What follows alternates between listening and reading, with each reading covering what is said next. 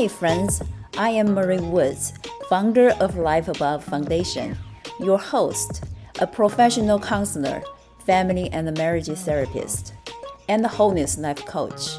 Welcome to Relationship Real Talk, the podcast where we dive deep and tackle the toughest relationship challenges Christians face today. Are you tired of struggling with unforgiveness, past wounds, and conflicts? Feeling lonely or having trouble communicating? Wrestling with trust issues or trying to balance your faith with your relationship goals? Feeling stuck and stagnant in your relationship? You are in the right place. Here at the Relationship Real Talk, we get real and cover a wide range of topics, including relationship anxiety, trauma bonds, infidelity, estrangement, toxic dynamics, dating after divorce, and how to heal from relationship trauma and grow and build healthy and lasting relationships. We're not just about identifying the problems. We're all about finding real, integrated solutions from multiple disciplines and offering professional help from different fields to mend and strengthen your relationships. So, let's get started on this journey together, one honest, heartfelt conversation at a time. Welcome to this episode. Today's our guest speaker, his name is Chris McGrath. Chris was born and raised in London, UK. After his mother and father got divorced, he started to really question life. He sold his business and moved back to London, where he joined a church. He became an evangelist and lived the life of a missionary, being part of a team that oversaw India, Southeast Asia, Australia, and the United Kingdom, and parts of America. So Chris, he is an author of 3 books. The latest one called Spiritually and Financially Free. After his divorce, he went through a very painful period of rebuilding his life. He realized that this is one of the most overlooked group of people in our society, the divorced men. So we will get to that today in our today's dialogue.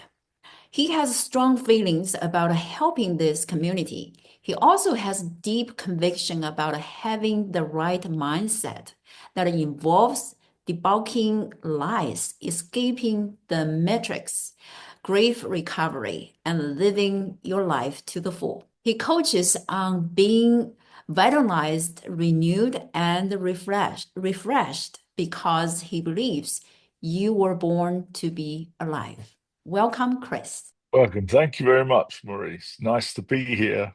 Very excited about being here and being part of your podcast. Yeah, thank you. So I'm excited about our conversation today. As we are talking about relationship, I want to start with your own personal story.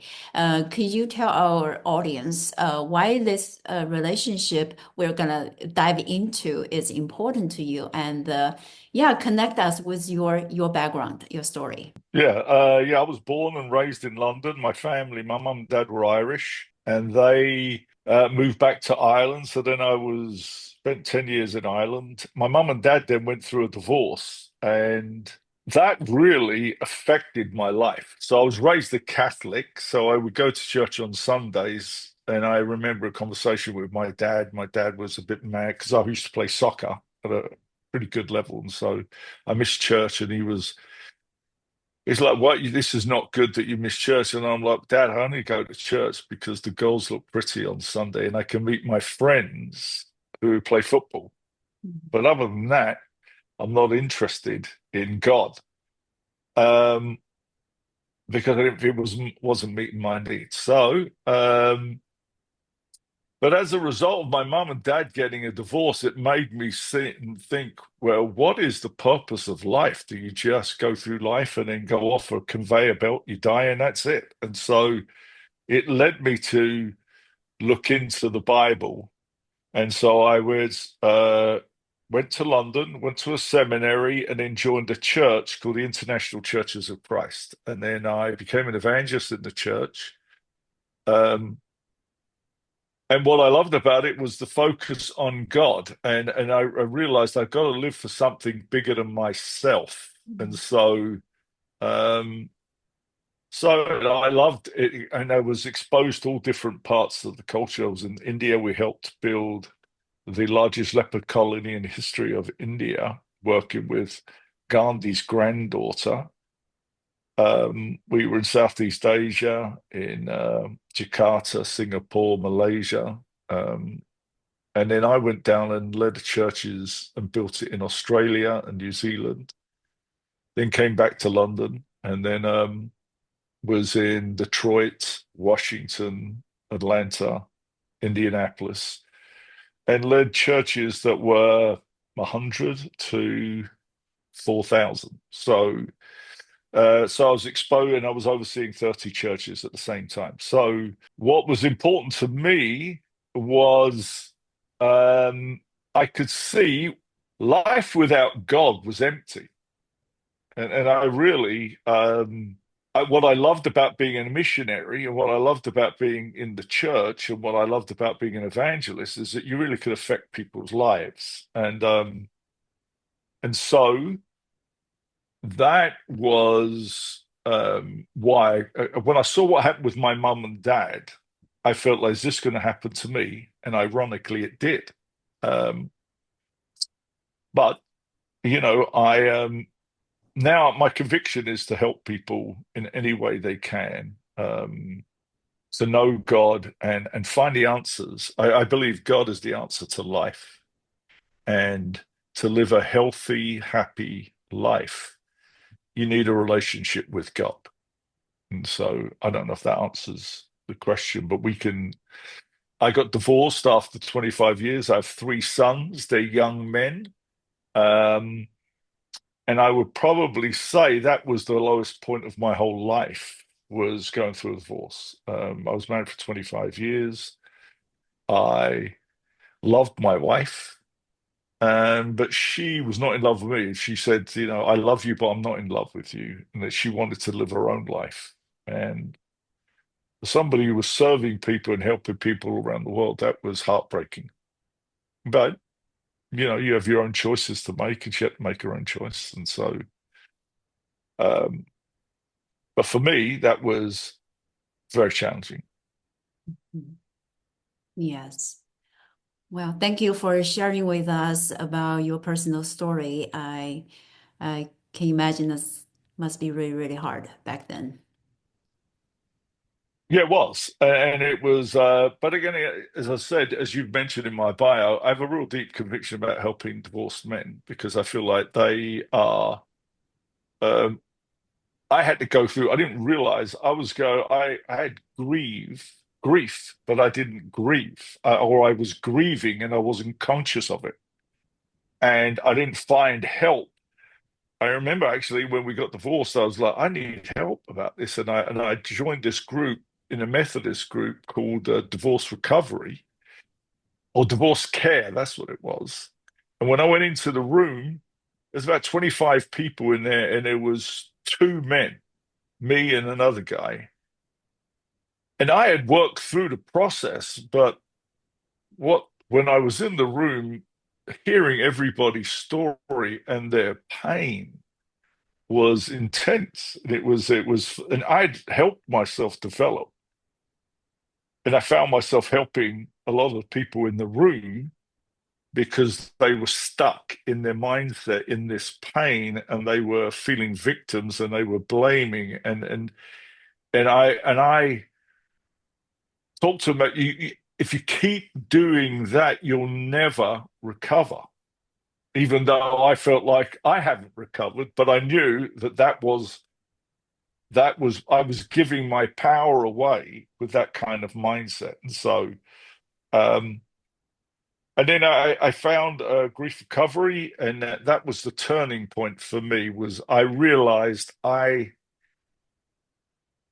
had not grieved the death of our marriage. And so it was, for me, it was, again, it was a process that I had to go through to get me to a healthier state. And so that was a great, and that helped me then rebuild my life, and that's why I wrote the book Spiritually and Financially Free. Mm. Yes. So through your personal painful life experience, divorce, and from a therapist perspective, I would say that's kind of a trauma as well because you were divorced, right? In that case, it was a shock. It's traumatic happened to you as the marriage being broken and you lost the person you've been living together for 25 years, and that's a huge loss. So when you talk about grief, yes, this is a death of the marriage. So let's say, Chris, what have you discovered or found that those key elements of a strong and a healthy relationship, I would say aftermath of the divorce, maybe you have, learned tremendously about the relationship. What have you discovered or found are those key elements for strong and healthy relationship? Let's start from there.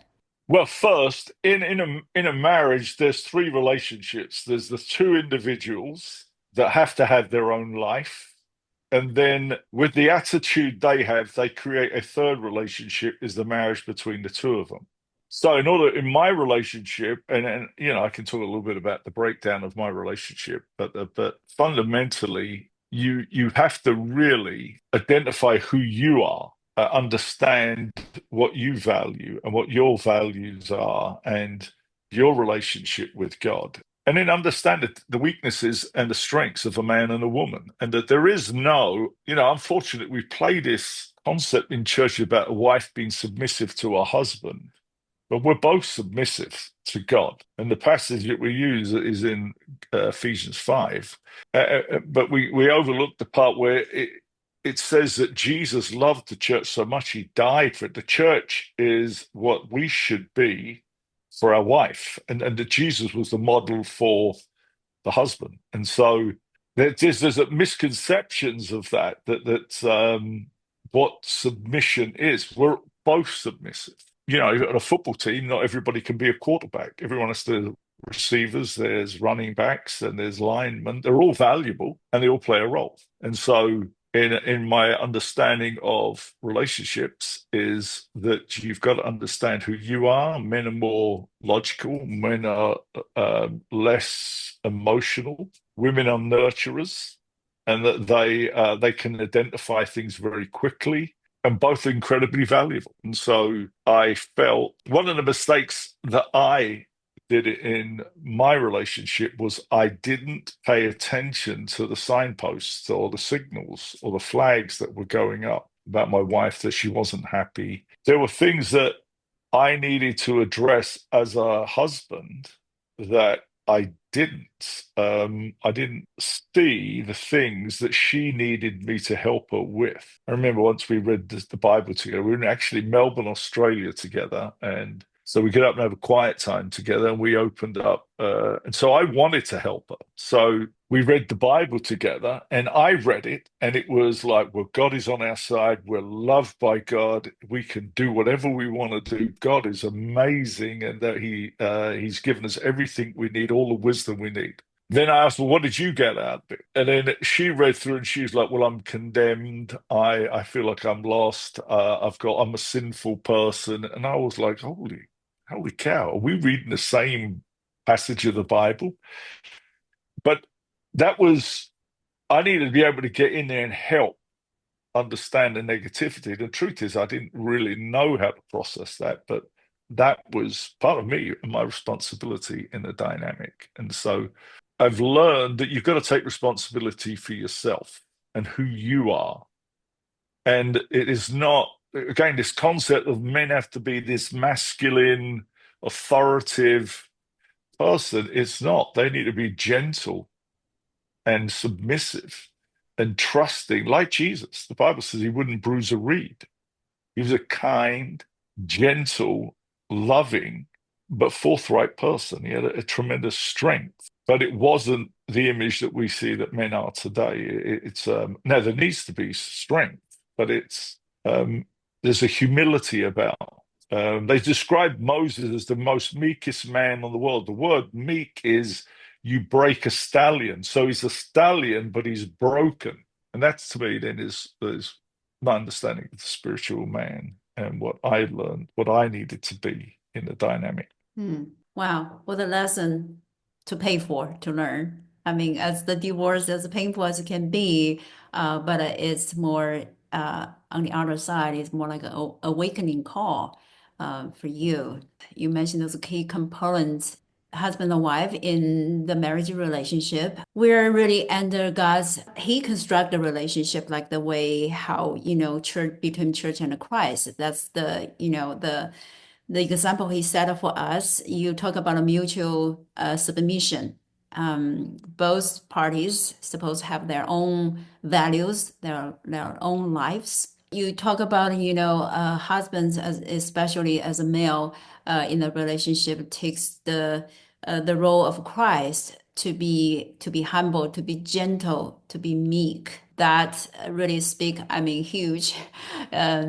To against our society those days, male figure has to be the authority figure, has to be in control of everything, and women submit to the husband. So that takes the whole different dynamic. Sometimes it can be toxic in relationship if that's only one way, not a mutually, submit to one another. Yeah. Well, 1 Corinthians 1:18 says, to those who perish in the cross seems stupid, foolish, but to us who are being saved, it's the power of God. Well, what was wrong with that image of the cross? Why does it look stupid and foolish? Because God on earth is allowing humanity to kill him. And the stupidity of even Jesus talking to Pontius Pilate, that he felt like, listen, I could save you. And Jesus said, my father put you here. I'm allowing you to crucify me. And again, that looked foolish, stupid to the world. And yet it took a lot of strength. Jesus died on the cross. He gave his soul. He willingly died. But what then happened 3 days later is rose from the dead. And that is the wisdom of God, that the world is all about overcoming, conquering champions, being the best performance, measuring up. That isn't God. I mean, God isn't Zeus that comes down, or the Greek gods that just to impress people. The wisdom of God, 1 Corinthians 2 talks about, is God's wisdom of humility and gentleness and kindness. And again, that's not to say a man becomes a weak. It's no, when you have that trust in God, you're not going to compromise your values, but your values are not about suppressing people or dominating people or controlling people. It's your values are in, I trust God to bring about the wisdom that I have to handle the situation, to give me the wisdom and the strength to have the wisdom to work out this situation I'm in. And so, so the world's concept of a man is defined by men, is not defined by God. And again, even churches, unfortunately, they're influenced by culture to teach this is what a man should look like. When in fact, growing up in Ireland, several of my uncles were really good, kind, gentle men. They had an amazing effect on my life. But they were powerful, strong farmers, but they were kind and gentle. And that is I guess to the world, that looks stupid, but they create great values, families, and good culture around them.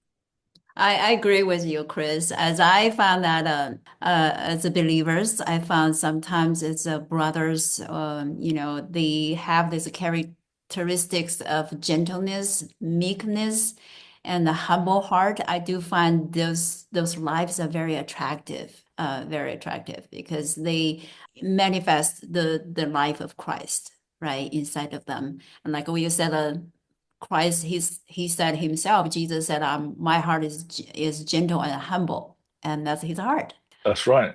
Yeah. God, unfortunately, the Old Testament is characterized by the culture and portraying God as this aggressive, hard, but Jesus says, I'm the Son of God. And so he's not a part of God. He is God. He's God's nature, and he's the same yesterday, today, and forever. So you could never envisage Jesus, like it says the Old Testament, to go and destroy the Amalekites, every man, woman, and child. You could never envisage Jesus saying, kill children and women. You just couldn't envisage that. So if that's going on in the Old Testament, what is that? It's either Jesus is not the Son of God, or there's something that's going on in the Old Testament that we don't understand. And what I believe is going on is that their image of God is worldly, but God allowed them to talk about him that way because he wanted to eventually influence them till Jesus came. And so Jesus is the most perfect way. But yeah, I just think there's a lot of times that we have an impression of God and the way a godly person needs to look that's wrong. Right. And Yes. so we have to go down in our own journey and understand that. So as you were talking about that, that actually is my next question. You already mentioned about this little bit. That is, how do spiritual principles guide navigating difficult relationships or toxic connections? I mean, you have been worldwide evangelist and the preacher. You have encountered many lives, many souls, different people, and you probably have seen different dynamics in the relationships, toxic connections. So how we hold on to our value and practice those spiritual principles that actually will help us navigate through life in different relationships. Well, if you're talking from a male's perspective or a female's perspective, is so for instance, if you're married to somebody who's not spiritual and is very difficult, then how do you deal with that? And you got to love the way Jesus loved them and care for them and respect them, even though they may not respect what you say or respect you. And ultimately that the love of God will eventually influence them. But again, it's a kindness, it's a gentleness, it's really looking for the good in people. And the only way you can do that consistently is to understand in your relationship with God that you're loved, you're cared, that you just do not deserve the grace of God, but God freely gives it to you. And you have a spiritual understanding of the cross, and you have an understanding of that God accepts you who you are. And truthfully, we are born with the fruits of the Spirit in our lives, which is love, joy, peace, patience, kindness, goodness, faithfulness, gentleness, and self-control. Those are already in us. And so that's in our DNA. But then when God allows us to be born into a family and allows the family to influence us, they teach us, if they're not close to God, they teach us stuff that is contrary to that. So then we start feeling like our identity is outside, that we have to live like the world and perform. And then we're faced with these problems, but problems are good because problems help you to mirror. Well, if I'm loving, why am I behaving this way? And the reason is because you don't believe you're loving. So you have to change that identity inside you of the fruits of the Spirit, and because the Spirit is God's Spirit, and so we're born with that, and we learn to adopt the sinful nature. And the sinful nature is, again, is just you've missed the target. It doesn't mean this heavy browbeating fire and brimstone. It's more about you're living a life that's in error. It's not going to bring you what you want it to bring. So I think we've got to identify who we are and keep working on ourselves. And the more we identify ourselves and our self-observation, our self-awareness, the better we are at that. Then when you interface with a wife or a wife interface with a husband, her strength is not coming from she's being abused or he's being taken advantage of. It's you're okay with that because you know God will help change it. And ultimately, you trust God that either your wife is going to see the good in you and be transformed by your nature that she will adopt that attitude, or a husband will be influenced by the heart of his wife. And again, if he's again, that's not to say in a dynamic of a marriage that there's abuse. It's okay to accept abuse or accept harshness or abuse or things that are just not appropriate in a marriage. And that's not to accept that. With that, you need to get help. You need to get people into your marriage to help you understand that dynamic or you need to make a decision to say this isn't. We need to. The Bible does say that it's okay to separate for a while and be able to bring out the seriousness of it. You maybe need to do stuff like that. So again, I'm not advocating in any way that you need to tolerate abusive behavior, and that can be verbal abuse or physical abuse or any other kind of abuse. So I'm not saying that, but I am saying to cultivate in a relationship a godly nature, which is that you really are a both submissive to God and that you are both working on your dynamic of identifying who you are, what the fruits of the Spirit are in your life. And with that, then your respect for each other and your grace for each other and is there. And you give each other space to be who they want to be. And it takes you time to overcome things so you don't get angry with your partner quickly because it's taken you a while to change something in you. So you allow your partner the space to have some meltdowns, to have some kind of difficulty in their process. You allow them that space, knowing that God's Spirit will help them, knowing with your grace and your heart, that person will be able to evolve into what they want to be. Well, it sounds like, it's what we are talking about relationships that it takes intentionality, takes effort, takes spiritual growth, all those components to build healthy relationships, right? So relationship become, stronger and healthier. It doesn't happen overnight. But over a period of time, through both parties give grace to each other, like you mentioned about give each other space to be who he is, to be who she is, and also be patient, like you mentioned about one of the aspects of the fruit of the Spirit is patience. In the process, trust that God is working in his or her life. So that really everything I feel like, how God is doing relationship with us, that's how we're supposed to do relationship with others, right? That's exactly right. Yeah. Again, perception is everything. So how you perceive things is then how you live your life. And if you are working on the perception that God has of you, which is in Isaiah 49, it talks about that God's people are saying, you're neglecting me, you're forgetting me, you're ignoring me. And then God's response is, no, I'm like a mother that's nurturing a child on her breast. How can a mother forget a child that she nurtured on her breast? And so God is saying, I have the love and the heart of a mother. And that once you understand, again, God is not gender, he's not male or female. So God is both. And so God's love for us is like a mother caring for a child and that would never give up on a child. And never, they may make mistakes, but the love, it's just in their DNA. It's within innate of them. They love their children, and so we've heard these stories where a child is under a car or something. A mother could actually pick up a car, lift the child out from underneath that, or they'll do heroic things just because they're filled with this conviction they love their child. So if you understand that God has that love for you, which He has demonstrated at the cross. The cross is about a surrendered heart towards God, even loving your enemies. Like we consider it a great thing that when we're kind to our relatives, but what Jesus is talking about is loving your enemies, which the enemy at the time were the Roman soldiers. That is like loving ISIS. That is like loving terrorists. That is what Jesus is talking about. Now,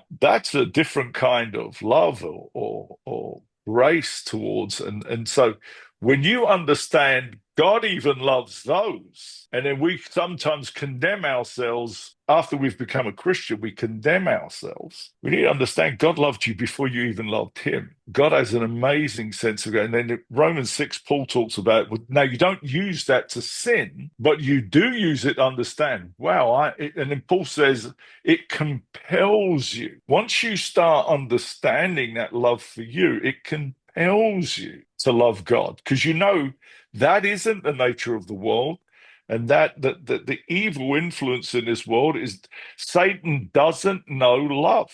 It's just because he doesn't know love. And so he doesn't know how to operate in that. And so for us, getting perspective on how much we are loved then gives you perspective on people that are in your life, that you can love them and care for them, and that you don't judge them, you're not harsh, you're not angry with them. You support them, you nurture them, you whatever your spouse needs, you're open to understanding and trying to understand their perspective rather than imposing your will. Mm.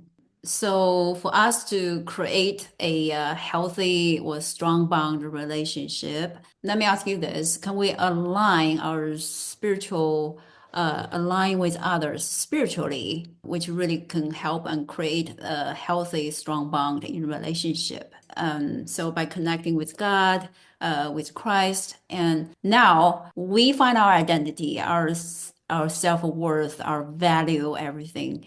But when we are in relationships, when we do relationship with another human being, how can we facilitate or influence the other party so that we can align our spiritual life together, so that the relationship will become more whole and healthy and strong? Can you speak to that? Yeah, so you address the word boundaries. So do you put boundaries in? Yeah, boundaries are there to protect the person that you may have an issue with. So boundaries are there to protect you and they're to protect the other person. And you have to define that and you have to talk about that. So for instance, if so in my marriage at times I would be angry and so I would raise my voice, and that was not good because then it shut her down. So then what needs to happen is the wife needs to talk, or the husband needs to recognize I'm shutting my wife down. That is not good. I may win for the moment, but I may win the battle, but I'm losing the war. And again, I mean that in a healthy way. War's not mean we're in war with each other. It's Satan's attacking us, and so we want a harmonious, peaceful, loving partnership. We've got to be able to, again, one of the fruits of the Spirit is self-control. And so we've got to learn to say, okay, there's something that's coming out of me that's not healthy. And the husband needs to recognize it, or the wife needs to recognize it, that what it's doing to her. Your partner needs to sit down and say, when you're angry and you raise your voice, it shuts me down. And here's what it does to me. The husband's got to be able to hear that, and then they can set a boundary to say, okay, so if you're feeling angry and you feel these emotions starting to rise, you need to be able to say, we need a timeout give me a few minutes to control myself and set a healthy boundary so that we can learn to talk through this rather than raise a voice. And so again, but that all comes from your ability to be able to discuss those things. Now, if your husband or your partner isn't open to that, then you've just got to sit and say, no, I'm not going to talk with you. When you behave like that, I am not. I'm going to tell you beforehand. If you raise your voice, then I'm going to leave the room, and I'm not going to sit here and tolerate you behaving that way with me. So I am going to leave the room. So if we're going to sit, I will come back in after a few minutes. And if you want to talk, we will talk. But if you keep raising your voice, I'm going to keep leaving the room until you learn to control yourself and set boundaries that are healthy for both of you. And then again, it's not like out of rebellion you do that. It's something you've discussed together. And if your husband can't hear that, then you just say, this is the boundary I'm going to put, and the reason I'm doing it is because you shut me down, and it makes me feel worthless, and it helps me feel devalued. And so I'm not going to tolerate that. I want to feel valued by you, and this is why I'm going to do this. And so boundaries are healthy. And again, I think you've got to be able to discuss Christ and what our measuring stick is Christ. So you look to Christ. Are you behaving like Christ as a wife? Are you behaving like Christ as a husband? And that those are healthy discussions. if you don't know the answer to that, that's where you get in and study together and you look at these things and try and figure out, okay, what is the right behavior around this? And when there's gray areas, that's when you look into the spirit to give you insight, to open up ideas and thoughts. But that again, all of those are healthy discussions between your partner and you. But boundaries are healthy, and the only way these alignments can come is that you both value Christ. And if Christ isn't, if you're married to an unbeliever, then you've got to learn how to do this a little bit on your own. But again, you don't tolerate abuse, but you've got to not judge your partner. You got not to be judgmental. You got not condemn them. You got to love them to influence them in the right direction. But again, all this, your measuring stick is Jesus, and Jesus at the cross, which is he looked down at people who were killing him, and Jesus could have called 10,000 angels to destroy them all, but he didn't. He allowed himself to be murdered on a cross and to be treated unjustly, but he had nothing but grace. He looked at Father, forgive them, they don't know what they're doing.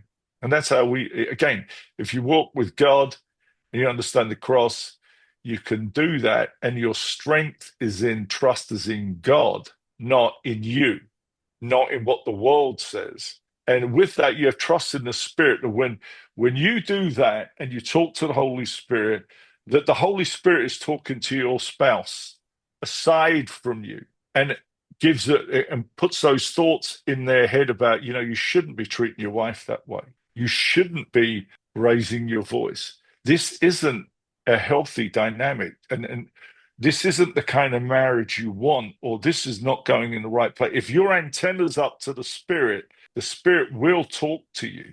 And as a partner, if you trust the Spirit, the Spirit is talking to your partner, and that you then can be at peace. That you don't have to fight and win this. You trust the Spirit of God to mold your marriage the way you want it to be. We're talking about the key for two parties in the relationship become, develop that level of communication, that understanding to extend to the intimacy spiritually. So we both parties, in the better case, both are live a life Christ-centered. And so the relationship will be Christ-centered as well. So when people have the conflicts or disagreement, we would yield or submit ourselves to Christ and following his good example, his humanity, his whatever it can be. And then people in a relationship not supposed to fix each other, not supposed to change each other, but all we can do is changing ourselves, right? And give our thoughts, our requests to God, and allow God and trust in his Spirit to do the rest of the work, to working in your partner's hearts or minds, and to bring changes, correct? Yeah, when you fell in love with your partner when you first met them, and that is what you got to remember. So when we get married and we have a relationship, then we see all the shortcomings and the failure. Got to keep remembering who you first met and why you love them. And then if those things are irritating you, that says something about you, not them. Because again, life is a journey with your soulmate. You have to learn how to discipline yourself. You have to learn to work with God. You've got to learn to trust God. You've got to learn to hear the voice of God. You've got to, again, it's a constant growth of yourself. Your wife or your partner is just showing up your own inadequacies. And rather than being humble about it and recognize, you know what, I am not loving her the way I need to, because it means more self-sacrifice, it means more listening, leads more giving her space, is about being more affectionate with her. It's a lot more about buying things for her and treating her like a princess that you're just not paying attention to. Again, it's this constant self-analysis. And if your wife is not responding to you the way she should, it isn't her.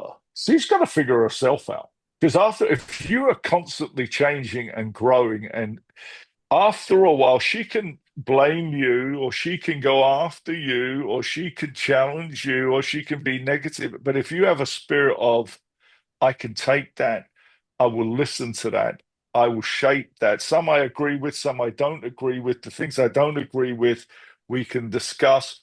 Or if we can't get to that place to discuss it, I will process it myself with God and be able to get the strength to be able to say, I can be questioned and accused wrongly, but accept that.